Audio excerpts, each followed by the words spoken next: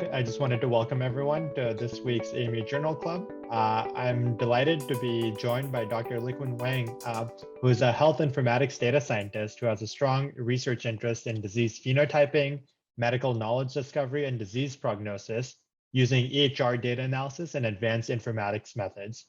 Right now, she's appointed as a postdoctoral fellow at the Brigham and Women's Hospital and Harvard Medical School. And before that, she earned a PhD in biomedical informatics from the University of Utah.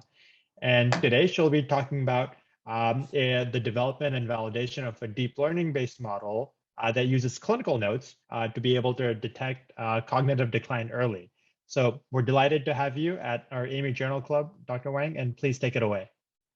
Thank you. All right. Thank you, Akshay, for introduction, and thank you everyone for joining the meeting. Yeah. So I'm really excited to be here and virtually to give a presentation about my recent work related to early detection of cognitive decline. Oh, by the way, this is the picture of this slide is the main campus for Brigham and Women's Hospital. As the introduction, I have a strong research interest in like disease phenotyping, not risk factor discovery, and disease prognosis and outcome prediction. And during my PhD, postdoctoral fellowship, I developed a strong research interest in Alzheimer's disease and related dementia.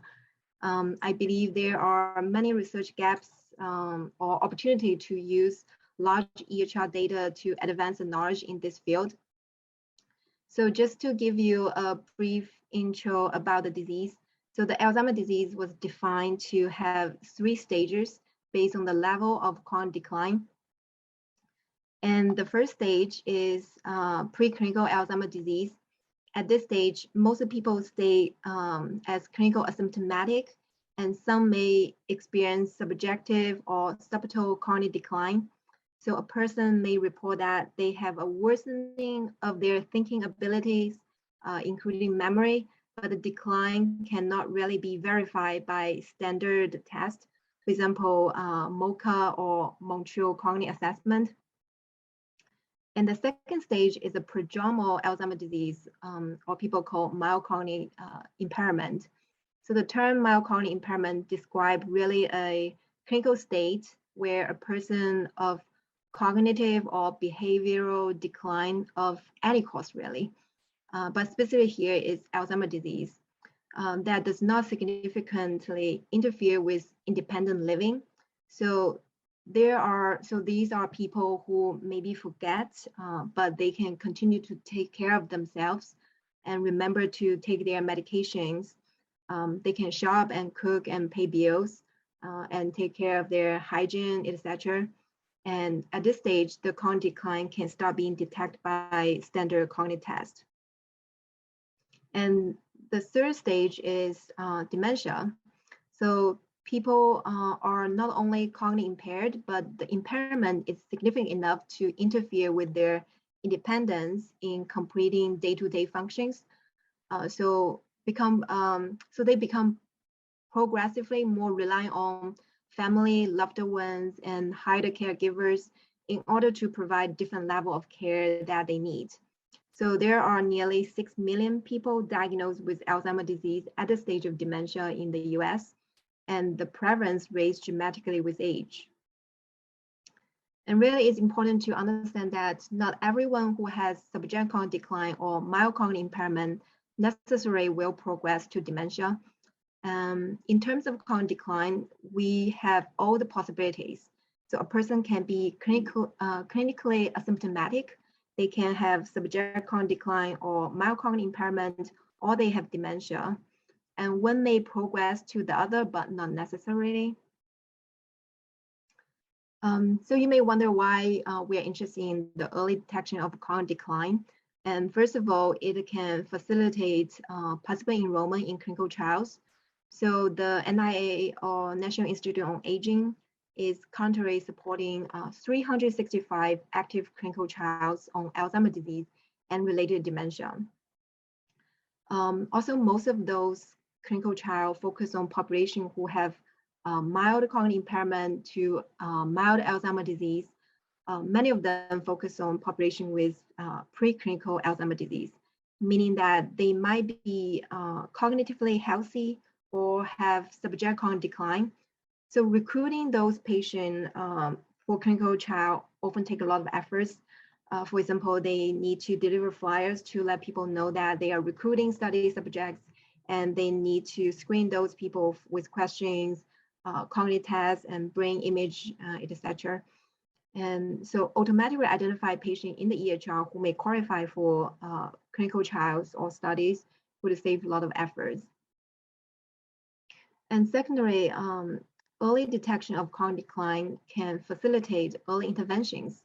So on June 2021, which is basically last year, aducanumab was granted approval for the treatment of Alzheimer's disease by the FDA. And it showed effects on clearing amyloid plaques in the brain. If you don't know about amyloid plaques, they are aggregates of misfolded proteins that form in the space between the nerve cells. So what is shown in the figure are the brown ones. So the use of this drug is still controversial. So not many clinicians are prescribed this drug. However, this drug is the first new drug to be approved by the FDA for the treatment of Alzheimer's disease since 2003. So as you can see from the previous slide, there are also like 11 clinical trials related to pharmacological intervention that are now in the later stage of the trial or in phase 2 or 3. So we hope there will be more effective pharmacological treatments come out in the future. So if we can identify Alzheimer's disease earlier, for example, at stage of preclinical or prodromal Alzheimer's disease stage, these patients could receive treatment or intervention much earlier. And the intervention could be exercise, manage underlying disease that caused Alzheimer's disease, which might slow down the disease progression. And early intervention could help to inform the patient and family members for long-term planning. So this will make significant impact to patients with ADRD and their family member or caregivers.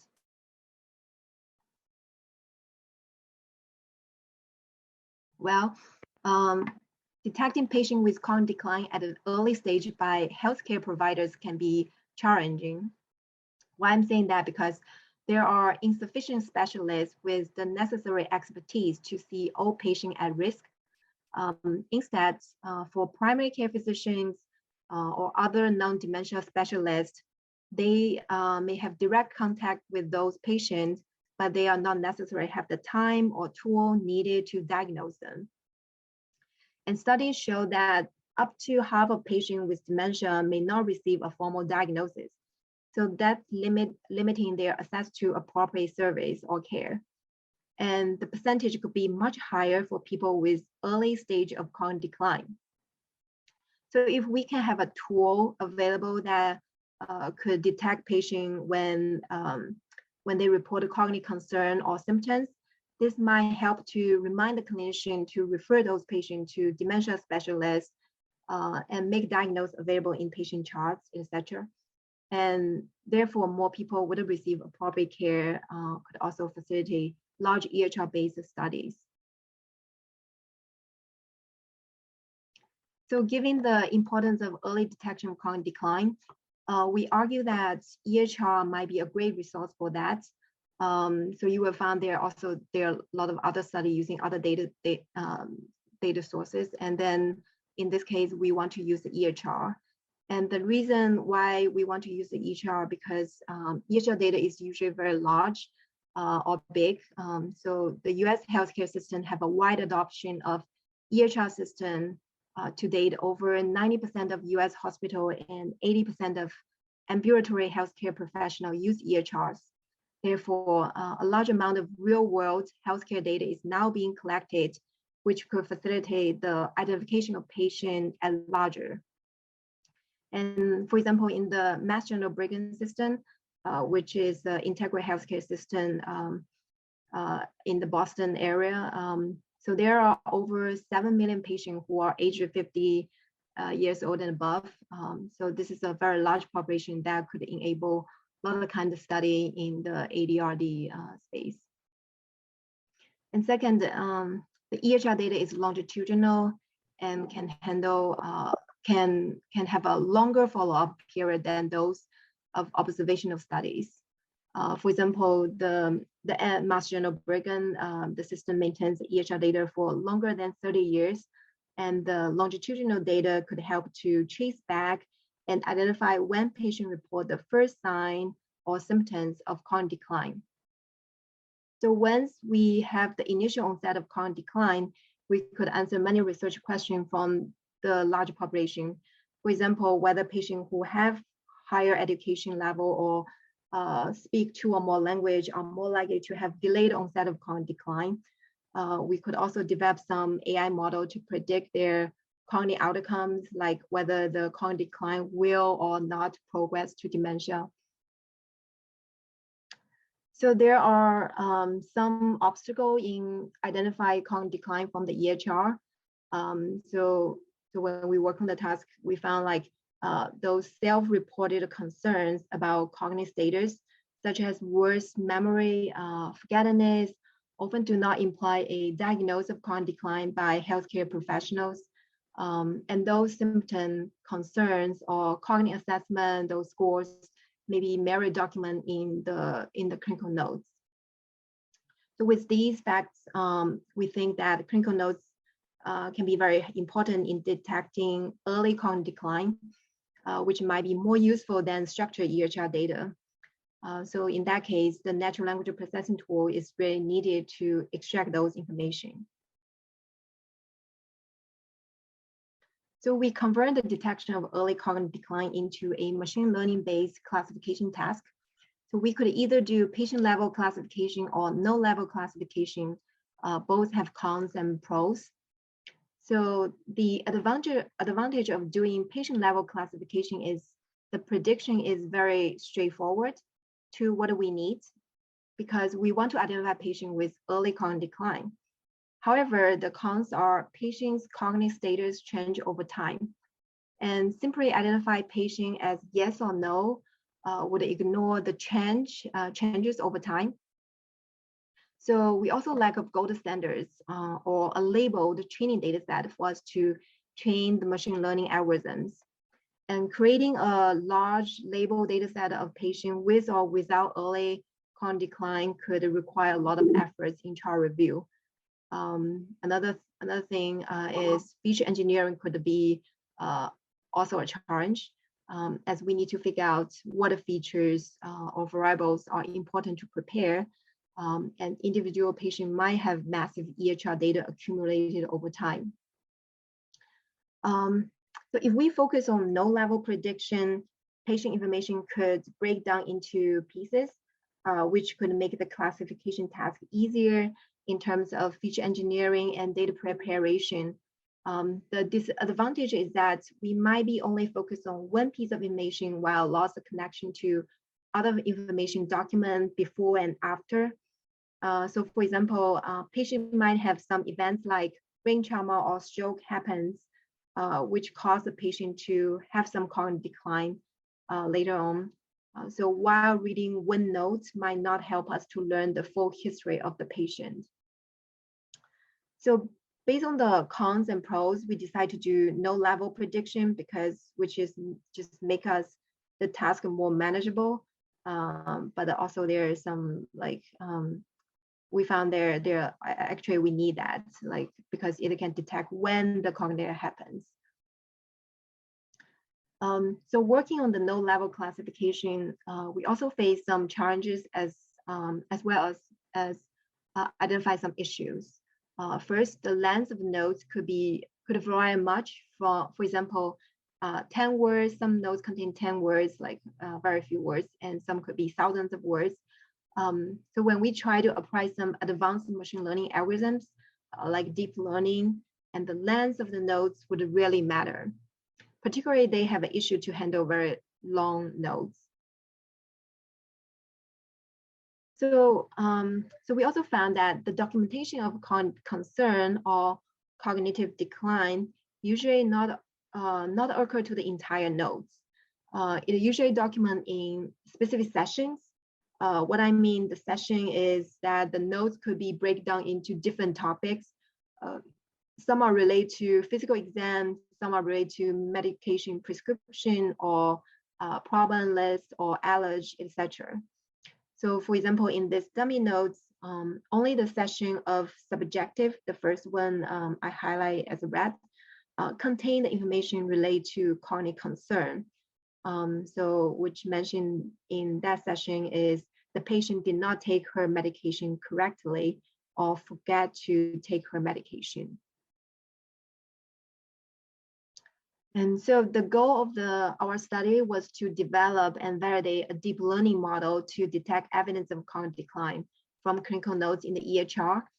And we also want to see how the deep learning model works, particularly compare with the performance of the model using some other approach, including keyword-based search or other machine learning algorithms like random forest, XGBoost. And in this work, we use the data from Mass General Brigham, which I have mentioned earlier. It is a large integrated healthcare system in Great Boston area, Massachusetts. It includes 2 founding hospitals, Massachusetts General Hospital and Brigham Women's Hospital, and several other community hospitals. And we assemble a study cohort of adult patients who have initial diagnosis of mild cognitive impairment during year 2019. And we extract their clinical notes written during the 4 year preceding the first mild cognitive impairment diagnosis. As we focus on those notes prior to mild cognitive impairment diagnosis, because we want to make the model to work to identify patients who might be at a really early stage, like subjective cognitive decline, like or preclinical AD, Alzheimer's disease stage. So we regard identification of cognitive decline as a classification problem. That is, giving a session of notes, we hope the machine learning algorithms could be trained to distinguish whether the free text notes contains positive evidence of cognitive decline or not. And we aim to identify patients at any stage of cognitive decline, ranging from subjective cognitive decline to mild cognitive impairment to dementia. So the cognitive decline can be captured by the mention of a cognitive concern or symptoms like memory loss or diagnosis mentioned in the notes like mild cognitive impairment or Alzheimer's disease, dementia, etc. It could be cognitive assessment like Minicog or MoCA and their scores. It could be cognitive related therapy or treatment, such as cognitive linguistic therapy. And it is also important to know that we focus on progressive cognitive decline that is likely to be consistent with or lead to mild cognitive impairment. So cases that were less likely to be progressive or transient or reversible, sometimes cognitive decline can be reversed. They had a cognitive, but they recovered and be normal. So these were considered as negative cognitive decline. So that's the things that we need to notice when we do the labeling, manual labeling. And we also label the case as negative when they have a broader or uncertain indication of cognitive decline. For example, altered mental status. Usually altered mental status meaning they could have a delirium something instead of cognitive decline. So this flowchart show you the creation of 2 datasets, Dataset 1 and Dataset II, which we use for machine model development and validations. So once we have the corpus for the study population who have mild cognitive impairment and the notes prior to initial MCI diagnosis, and we used an NLP tool called mTerms to split the notes into sessions. And to increase the positive case density of the training data set, we applied a list of experts curated keywords to filter for sessions that are likely contain indication of cognitive decline. And so you can see the keywords I listed here, including like memory, delirium, dementia, Alzheimer, etc. So once we identify a list of sessions that contain the keywords, we do randomization to the sessions by patient and their session name. So we do this because we want to account for an uneven distribution of sessions among patients and their session types. So in final, the dataset 1 contains 4,950 sessions and was used for training, test, and compare multiple machine learning algorithms. In the meantime, we also created dataset 2 that contained 2,000 sessions that were randomly selected from the entire node corpus, but excluding those sessions included in dataset 1. And we use the dataset 2 to evaluate models' generalizability to no session without applying keyword filtering. So dataset 2 is actually more representative to what we will encounter in the real use case. And as mentioned, both datasets were manually annotated by researchers who were trained by neurologists and neuropsychologists. And this table shows you the characteristic of the dataset 1 and 2. You can see that dataset 1 and 2 both cover a broad range of patient and nodes from our study cohort. And from dataset 2, we could learn that the mention of keywords is about 37% of the session in the entire corpus. However, only 69 out of 2,000 sessions had indication of cognitive decline, which is roughly about 3%. So evidence of cognitive decline is sparse in the entire corpus. However, for dataset 2, we can learn that using a keyword-based search approach could increase the positive rate of the dataset from original like 3% to 29%.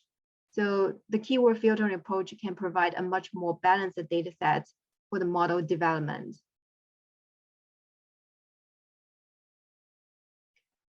And this slide shows you the development and validation of machine learning models. During the model development, we have compared a deep learning algorithm with multiple baseline machine learning algorithms, including logistic regression, support vector machine, random forest, and XGBoost. And the machine learning model were trained on dataset 1 and test for its generalizability on dataset 2. And as you know, the clinical nodes could not be directly input to the machine learning algorithms. So we performed some feature engineering to convert the node session into vectors.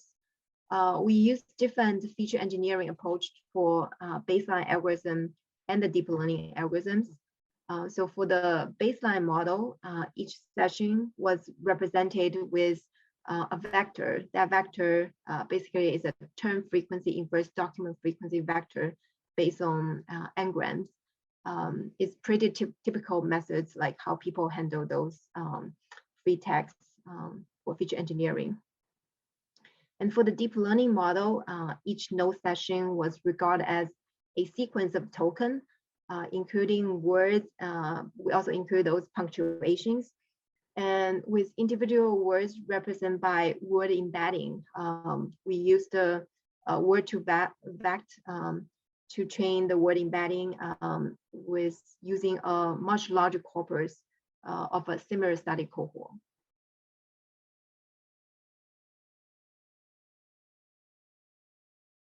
And for the deep learning algorithm, we have used an algorithm called hierarchical attention deep neural network. This algorithm has 4 layers. And the first layer is character level convolutional neural network, which handle word variations, for example, Alzheimer or Alzheimer's. The second layer is a recurrent neural network to capture the context surrounding the words, meaning it will look the words, also the words before and after that.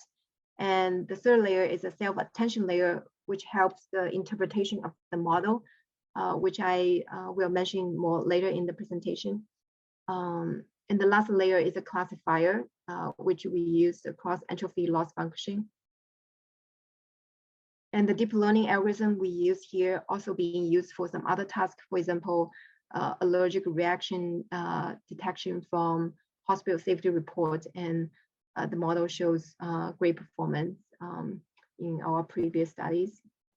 And in this study, it was the first time we applied this algorithm to clinical notes. And this table shows you the overall performance of the 5 models in terms of area under the RC curve and area under the precision recall curve. Compared to the 4 machine learning algorithms, the deep learning model achieved the best performance with the AU-RC of 0.971 and AU-PRC of 0.933. And also the model is generalizable to Dataset II, which did not apply those keyword filtering. And the performance was also similar. And these 2 figures show you the RC curve and precision recall curve of the 5 models in the Dataset I, and the purple curve indicating the performance of the deep learning algorithms. And similarly, these 2 figures show you the performance of the model in Dataset II.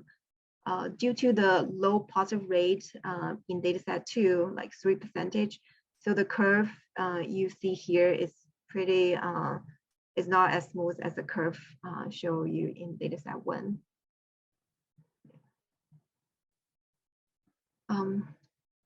So machine learning model was often treated as a black box. We try to expand models prediction using the information from attention layer. So attention layer assigns 1 weight for each word. It assigns higher attention weights on important words. And here are 2 examples of positive case predicted by the model. Words with darker background color have higher attention weight. And we can see that our model focuses on more on the cognitive related words in the text. For example, cognitive, deficits, MoCA, remember. And the right side are 2 example cases.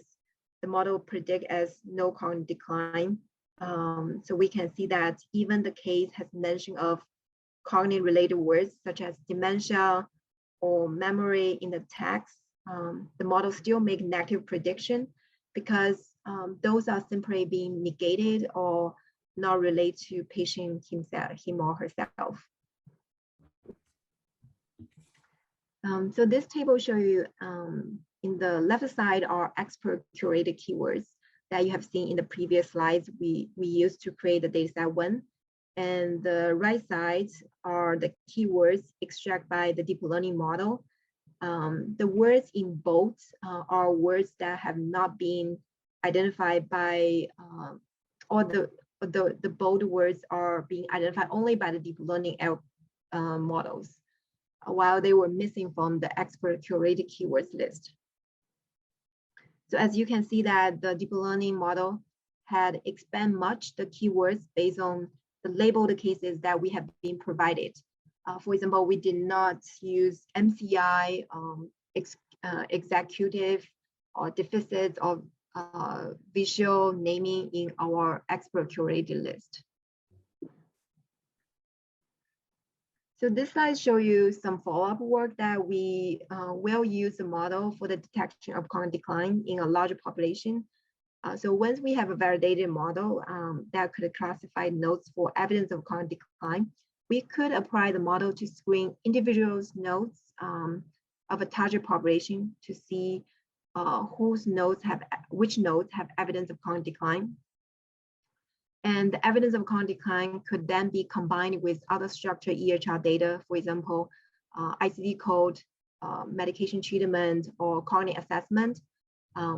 Based on all the evidence from both free text and structured EHR data, we could identify a list of patients who have cognitive decline, and we will also know when the initial evidence of cognitive decline happens to that patient. So with this study, we conclude that the deep learning model worked pretty well on detection of evidence of cognitive decline, and the attention mechanism provide interpretability of the prediction. So we are not providing a black box. Instead, we provide the evidence how the model makes decisions. And so our model can extract additional clinical knowledge or additional keywords in this case, which was missed by domain experts. And the deep learning model can potentially enable screening of large EHR database for evidence of cognitive decline. So we also have some future direction. We will use the model to identify a large cohort patient with initial evidence of cognitive decline for some clinical epidemiology study. So we will identify their risk factors contribute to their initial cognitive decline. And we can also predict their long-term outcomes. For example, which patient who have initial cognitive decline will likely progress to dementia in the future. We could also develop some like clinical decision support tool for early cognitive assessment in primary care setting. That means we can send alerts to like to physicians to alert them if they have informed that they could refer those patients to dementia specialists for maybe diagnose something. So take home message. So node level identification could help to detect the onset of cognitive decline. It'll be a little bit different from a lot of patient level classification, which you want to know when that happens. So that's important for research that require onset dates. For example, cognitive reserve, people study whether people have higher education or speak two or more language, have delayed onset of dementia or something, or delayed cognitive decline. So that's something we can do with when we identify the onset of cognitive decline. And node level classification could also save efforts in creating reference data sets. So for the machine learning task, I think one of the challenges or labor intensive task was to create a label data set. So particularly for deep learning algorithm, you require large data sets. And if we do patient level, that will require a lot of chart review efforts. But if we do section level, it's make it a much more manageable. Yeah. And so by the end, I would like to thank my team members and collaborators, also the funding support from Brigham Women's Hospital Women's Brain Initiative. Yeah, thank you. This is the end of my presentation.